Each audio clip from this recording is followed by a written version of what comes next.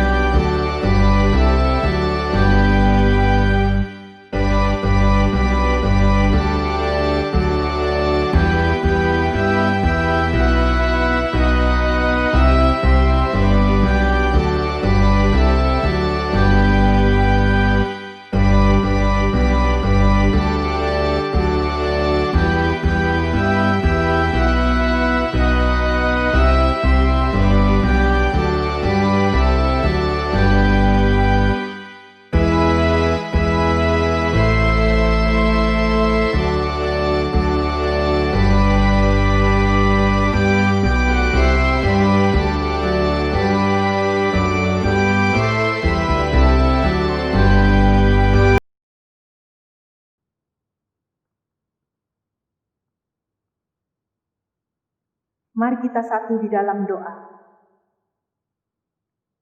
Allah Bapa yang bertahta dalam kerajaan sorga, sungguh besar kasih karunia-Mu bagi kami saat ini ya Tuhan. Hingga pada saat ini Engkau perkenankan kami untuk dapat bersekutu berkumpul bersama keluarga kami di rumah kami masing-masing. Kiranya Engkau memberkati ibadah ini dari awal hingga berkesudahannya ya Tuhan. Biarlah ibadah ini menjadi berkat di dalam kehidupan kami. Dalam nama Yesus Kristus kami berdoa. Amin.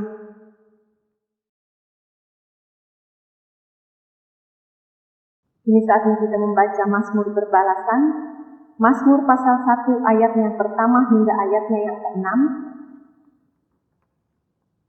Mazmur pasal 1 ayat yang pertama hingga ayatnya yang ke-6 berbunyi demikian. Jalan orang benar dan jalan orang fasik.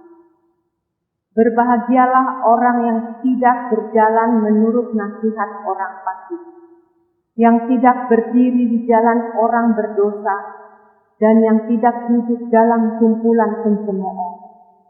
Tetapi yang kesukaannya ialah Taurat Tuhan, dan yang merenungkan Taurat itu siang dan malam.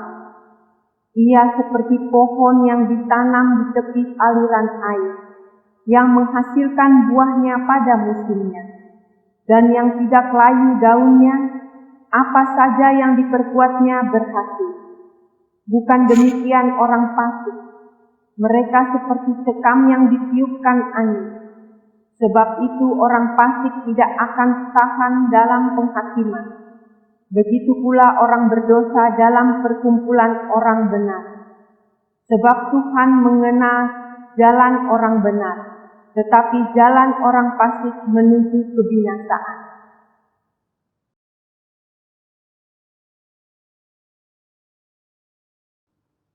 Mari kita menyanyi dari Kidung Jemaat 7, baitnya yang ketiga.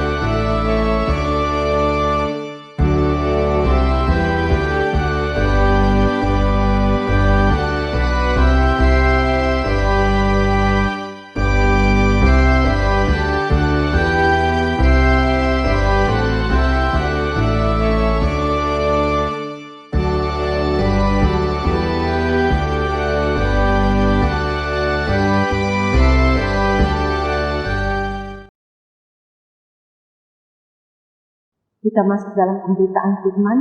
Sebelum kita membuka bacaan kita pada sore hari ini, yang terambil di dalam Mazmur 40 ayatnya yang ke-10 hingga ayatnya yang ke-18.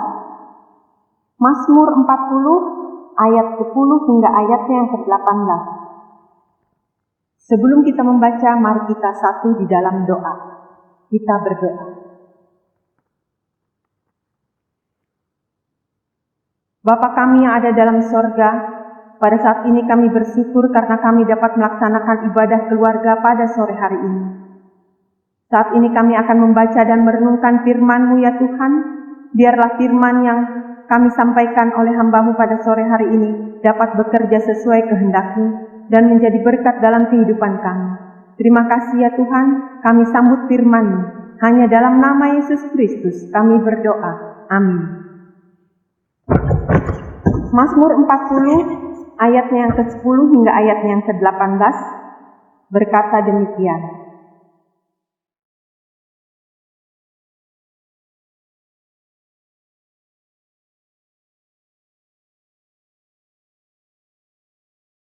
Aku mengabarkan keadilan dalam jemaah yang besar, bahkan tidak kutahan bibirku. Engkau juga yang tahu ya Tuhan, keadilan tidaklah kusembunyikan dalam hatiku. Kesetiaan-Mu dan keselamatan daripadamu kubicarakan. Kasih-Mu dan kebenaran-Mu tidak kudiamkan kepada jemaah yang besar. Engkau Tuhan, janganlah menahan rahmat-Mu daripadaku.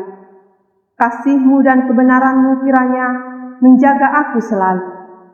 Sebab malapetaka mengepung aku, sampai tidak terbilang banyaknya. Aku telah terkejar oleh kesalahanku, sehingga aku tidak sanggup melihat. Lebih besar jumlahnya dari rambut di kepalaku, sehingga hatiku menyerah. Berkenanlah kiranya Engkau ya Tuhan, untuk melepaskan aku. Tuhan, segeralah menolong aku. Biarlah mendapat malu dan tersipu-sipu mereka semua yang ingin mencabut nyawaku. Biarlah mundur dan kena noda mereka yang mengingini kecelakaanku. Biarlah terdiam karena malu mereka yang mengatai aku, syukur-syukur.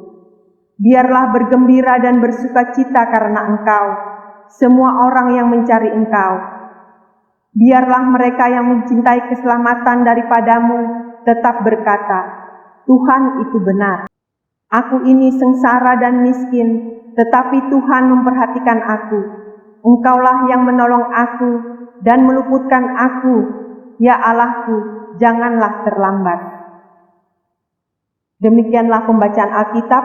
Berbahagialah semua orang yang mendengar firman Tuhan dan yang melakukannya. Terpujilah Tuhan Yesus. Haleluya.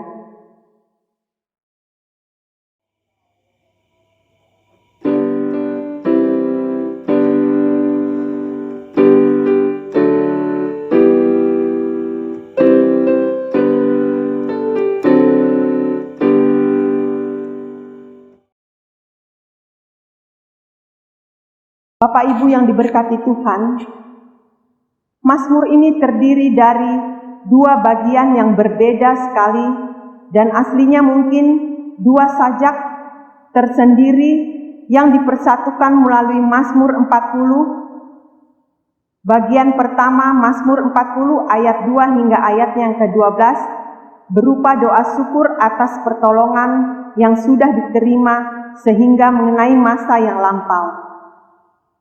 Bagian kedua yaitu Mazmur 40 ayatnya yang ke-13 hingga ayatnya yang ke-17 mengenai masa depan dan berupaya ratapan yang mohon dibebaskan dari dosa, hukuman dan musuh. Bagian kedua ini mirip dengan Mazmur 70. Mungkin sekali Mazmur ini dipakai sebagai iringan korban syukur. Mazmur 40 pada ayatnya yang ke-6, ke-10, dan yang ke-11.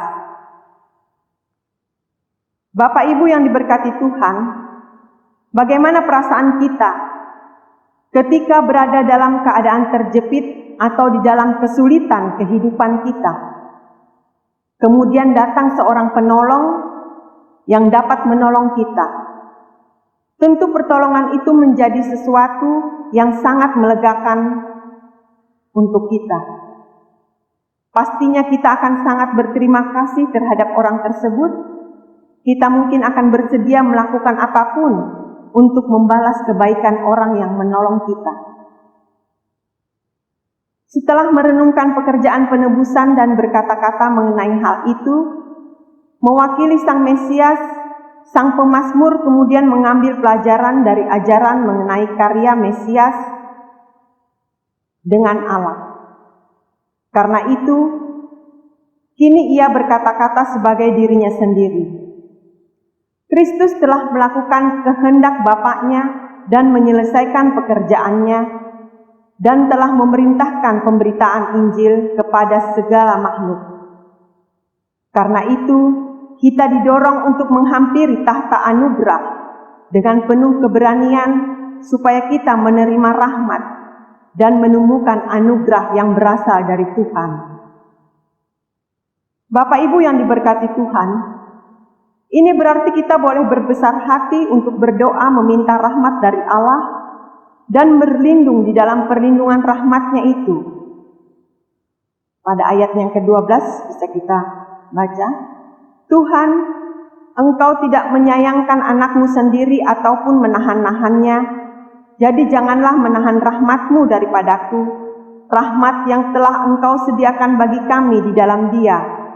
Sebab tidakkah Engkau akan mengaruniakan segala sesuatu kepada kami bersama-sama dengan Dia? Kasih-Mu dan kebenaran-Mu kiranya menjaga aku selalu. Orang-orang kudus yang terbaik itu selalu berada di dalam mara bahaya, dan mereka yakin akan celaka bila mereka tidak terus-menerus dijagai oleh anugerah Allah. Dan memang, kasih dan kebenaran Allah yang kekal itulah yang harus kita andalkan untuk menjagai kita sampai kita tiba di kerajaan sorga. Ini juga berarti bahwa kita boleh berbesar hati berkenaan dengan kesalahan dosa, yaitu bahwa Yesus Kristus telah melakukan hal yang tidak mampu dilakukan oleh korban bakaran dan korban sembelihan bagi kelepasan kita. Bisa kita lihat di sini pada bagian pertama, rasa takut Daud terhadap dosa pada ayat yang ke-13. Inilah yang melegakannya, yaitu bahwa kini dia dibela oleh Sang Penebus. Dia melihat betapa jahatnya kesalahan-kesalahannya, terjahat dari yang terjahat. Dia melihat kesalahan-kesalahannya itu mengepungnya saat meninjau hidupnya dan merenungkan setiap langkah dalam kehidupannya itu. Ada saja dia menemukan hal-hal yang tidak seharusnya dia lakukan. Akibat-akibat dosanya mengepung dan mengancam dia. Kemanapun dia memandang, dia bisa melihat kejahatan menantinya. Dia pun sadar bahwa dia layak mendapatkan semua itu oleh karena dosa-dosanya. Dia melihat dosa-dosa itu mencengkramnya dan menahannya seperti seorang rentenir memperlakukan si pengutang yang malang. Dia melihat dosa-dosanya itu tidak terbilang banyaknya dan lebih besar jumlahnya dari rambut di kepalanya. Hati nurani yang tergugah dan insaf dapat memahami bahaya mengancam yang diakibatkan oleh dosa-dosa kesalahan yang tidak terbilang banyaknya. Yang terkecil seperti rambut tetapi menjadi amat berbahaya karena jumlahnya amat banyak. Siapakah yang dapat mengetahui kesesatan? Rambut kepala kita pun tidak terhitung semuanya oleh Allah, padahal kita sendiri tidak dapat menghitungnya. Jadi demikian pula, Dia dapat menghitung dosa-dosa kita, sementara kita sendiri tidak bisa menghitungnya. Pemandangan akan dosa itu begitu menindihnya, sampai dia tidak dapat menegakkan kepalanya. Aku tidak sanggup melihatnya, apalagi sampai menambahkan hatinya, sehingga hatiku menyerah. Perhatikanlah, ketika kita melihat rupa dosa-dosa kita yang sebesar-besarnya, pikiran kita bisa kacau jika pada saat yang sama tidak bisa memandang Sang Juru Selamat. Yang kedua, perlindungan yang dicarinya dengan saksama di dalam Allah saat ia menyadari dosa-dosanya itu, bisa kita baca di dalam ayat 14. Setelah melihat dirinya diseret oleh dosa-dosanya di ambang kehancuran dan kebinasaan yang kekal, ia pun berseru dengan hasrat yang kudus, "Berkenanlah kiranya Engkau ya Tuhan untuk melepaskan aku. Selamatkanlah aku dari murka yang akan menimpa itu dan dari ketakutan yang kini menggempurku karena kesadaranku mengenai murka itu. Celakalah aku, mati dan binasalah aku jika tidak ditolong dengan cepat." Dalam perkara yang sifatnya demikian, yang berkaitan dengan kebahagiaan jiwa yang kekal, penundaan amatlah berbahaya. Karena itu ya Tuhan, segeralah menolong aku. Ini berarti juga bahwa bolehlah kita berbesar hati dalam mengharapkan kemenangan atas musuh-musuh rohani kita yang selalu mengincar untuk membinasakan jiwa kita. Si singa yang mengaum-ngaum itu, yang berkeliling mencari mangsa yang dapat ditelannya. Jika Kristus telah mengalahkan semua musuh rohani itu, maka melalui Dia, kita ini lebih lagi daripada pemenang-pemenang. Dalam kepercayaan akan hal-hal tersebut, kita dapat berdoa dengan berani dan dengan kerendahan hati. Biarlah mereka semua mendapat malu dan tersipu-sipu, serta segera mundur. Biarlah mereka terdiam, baik pertobatan seorang pendosa maupun pemuliaan seorang yang kudus. Keduanya merupakan kekecewaan besar bagi iblis yang selalu berusaha sekuat tenaga mencegah kedua hal itu dengan segala kekuasaan dan kelihayannya. Kini Tuhan kita Yesus telah menjalankan tugasnya dan membawa keselamatan kepada orang-orang pilihannya.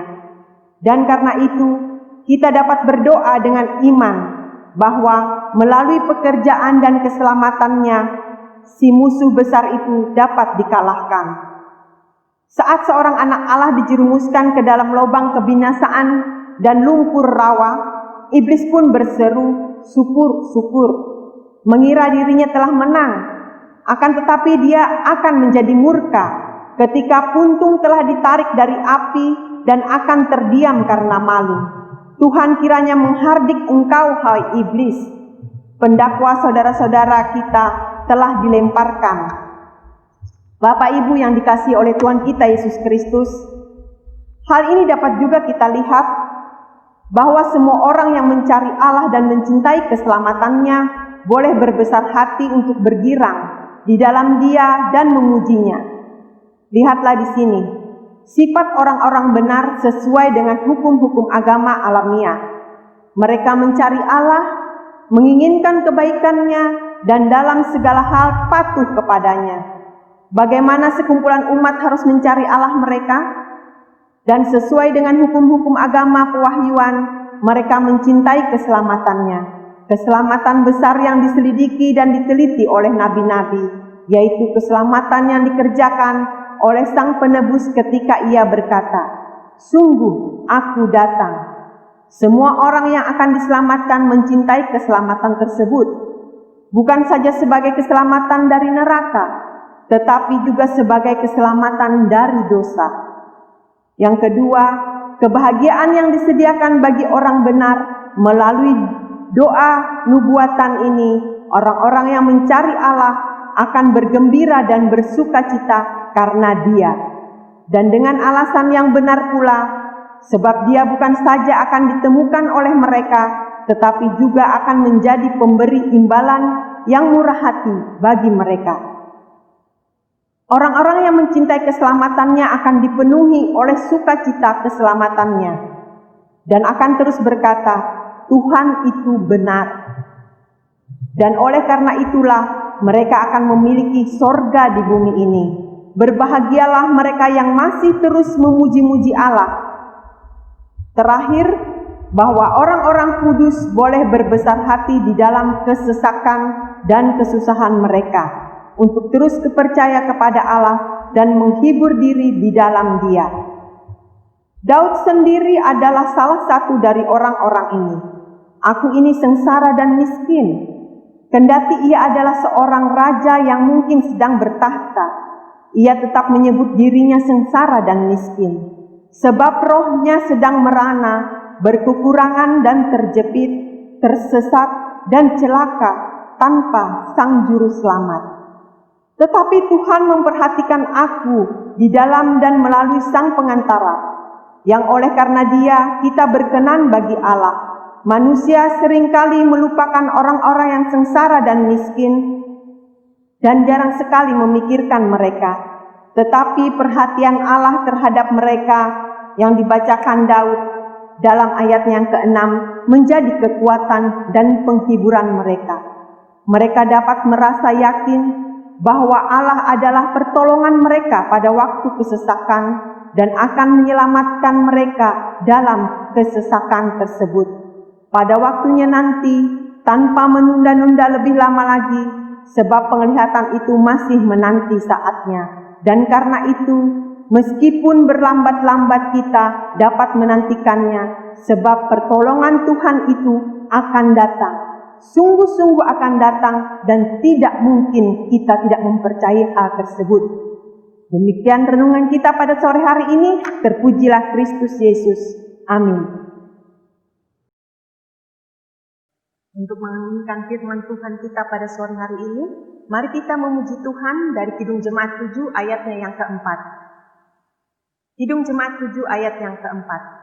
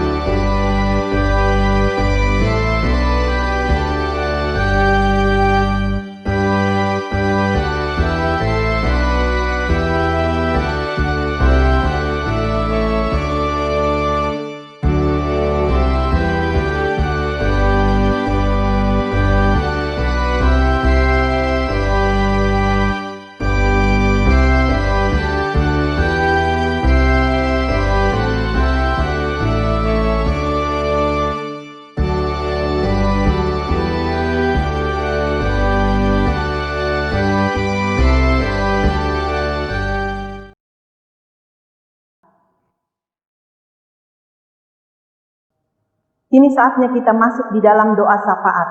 Kita satu di dalam doa.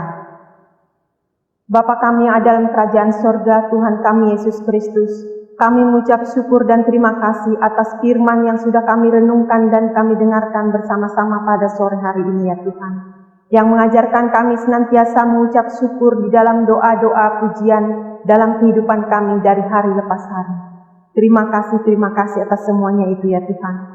Tuhan Yesus Allah Bapa dalam kerajaan surga, kami juga bersyukur atas penyertaan-Mu bagi kami, keluarga kami dari hari lepas hari, atas semuanya itu Tuhan. Terlebih jika saat ini Engkau perkenankan kami dapat mengikuti ibadah keluarga dan duduk secara bersama-sama bersama anak-anak, suami ataupun istri kami ya Tuhan.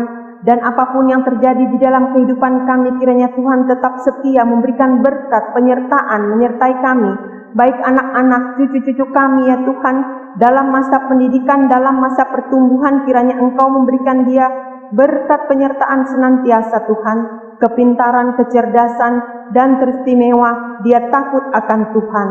Bagi anak-anak kami yang dalam masa mencari pekerjaan, kiranya Engkau mudahkan Tuhan, Engkau bukakan jalan untuk mereka dapatkan pekerjaan Tuhan. Apapun segala rencana dan usaha mereka Engkau berkati ya Tuhan. Tuhan kami Yesus Kristus yang Maha Pengasih. Kami juga berdoa bagi jemaat Tuhan yang ada di gereja kami GPIB Pamase. Berkati seluruh keluarga kami Tuhan dalam pergumulan kami masing-masing Tuhan. Baik bagi anak-anak kami, baik bagi keluarga kami, saudara-saudara kami, ataupun orang-orang yang kami kenal di dalam hubungan kami lewat pekerjaan-pekerjaan kami Tuhan. Kami juga berdoa ya Tuhan, bagi keluarga yang sedang berduka, kiranya Engkau hiburkan Tuhan. Biarlah duka cita yang mereka alami itu akan menjadi sukacita di dalam kehidupan mereka karena pengasihan Tuhan yang luar biasa.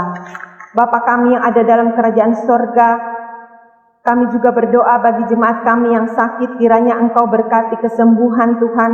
Bagi mereka, Engkau memberikan kekuatan, berkati segala obat-obatan, makanan, minuman yang diberikan oleh para keluarga Tuhan. Bagi pemerintah daerah ataupun pemerintah pusat ya Tuhan, yang pada saat ini Tuhan sedang mengatasi pandemi COVID-19 Tuhan, kiranya Engkau dapat tolong, Engkau turut campur tangan dalam mengatasi semuanya ini Tuhan. Biarlah segala permasalahan yang ada di dalam negara kami dapat terselesaikan Tuhan. Dan biarlah sakit penyakit itu dapat menjauh daripada negara kami, bahkan bagi seluruh umat manusia di muka bumi ini ya Tuhan. Kami juga berdoa bagi PHM, majelis, dan seluruh panitia yang ada. Engkau kiranya memberkati dengan segala keberadaan mereka, dengan segala kegiatan mereka di gereja Tuhan, ataupun kehidupan mereka berkeluarga Tuhan. Kami sadar ya Tuhan bahwa kami tidak bisa hidup tanpa Engkau. Oleh karena itu ya Bapa, Engkau tetap menyertai kami. Biarlah semua kehendak-Mu yang jadi di dalam kehidupan kami, bukan kehendak kami. Inilah doa permohonan kami Tuhan. Sempurnakanlah doa kami yang tidak sempurna ini, yang kami bawa hanya di dalam nama Yesus Kristus yang sudah mengajar kami berdoa bersama. Bapa kami yang di sorga, dikuduskanlah nama-Mu. Datanglah kerajaan-Mu, jadilah kehendak-Mu di bumi seperti di sorga. Berikanlah kami pada hari ini makanan kami yang secukupnya, dan ampunilah kami akan kesalahan kami, seperti kami juga mengampuni orang yang bersalah kepada kami. Dan janganlah membawa kami ke dalam pencobaan, tetapi lepaskanlah kami daripada yang jahat.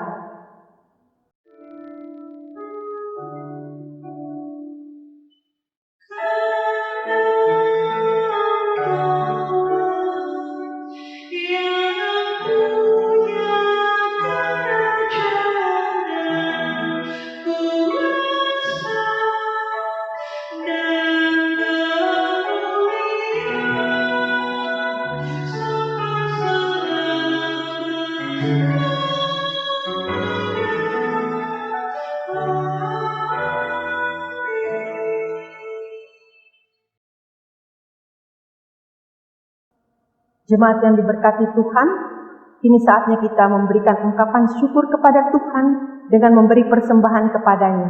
Ingatlah firman Tuhan dari 2 Korintus 8 ayat yang ke-12 yang menyatakan, sebab jika kamu rela untuk memberi, maka pemberianmu akan diterima. Kalau pemberianmu itu berdasarkan apa yang ada padamu, bukan berdasarkan apa yang tidak ada padamu. Tuhan Yesus memberkati saudara dan persembahan saudara. Kidung Jemaat 288 ayat yang pertama dan ayatnya yang kedua.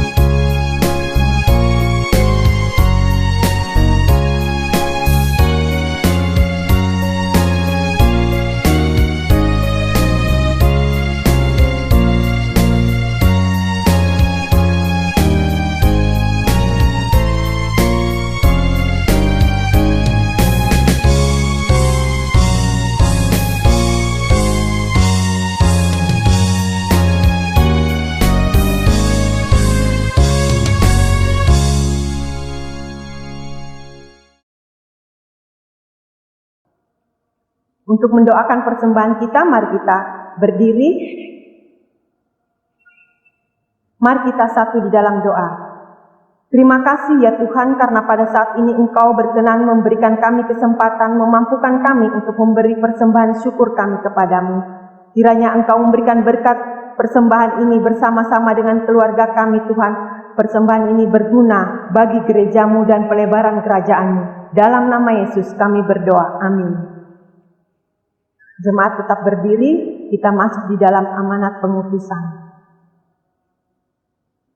Kembalilah ke dalam kehidupanmu sehari-hari dan lakukanlah firman Tuhan yang telah kamu dengar. Kidung Jemaat 403 ayat yang pertama.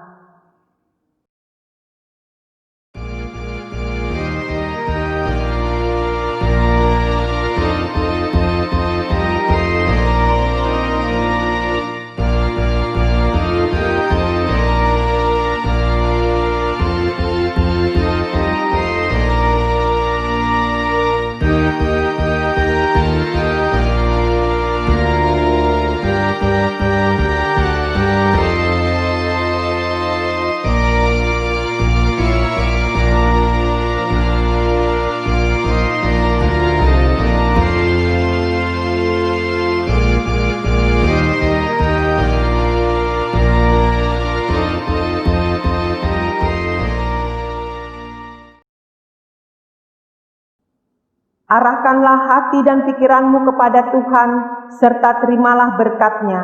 Semoga Allah sumber pengharapan memenuhi kamu segala sukacita dan damai sejahtera dan dalam imanmu, supaya oleh kekuatan Roh Kudus kamu berlimpah-limpah dalam pengharapan. Amin.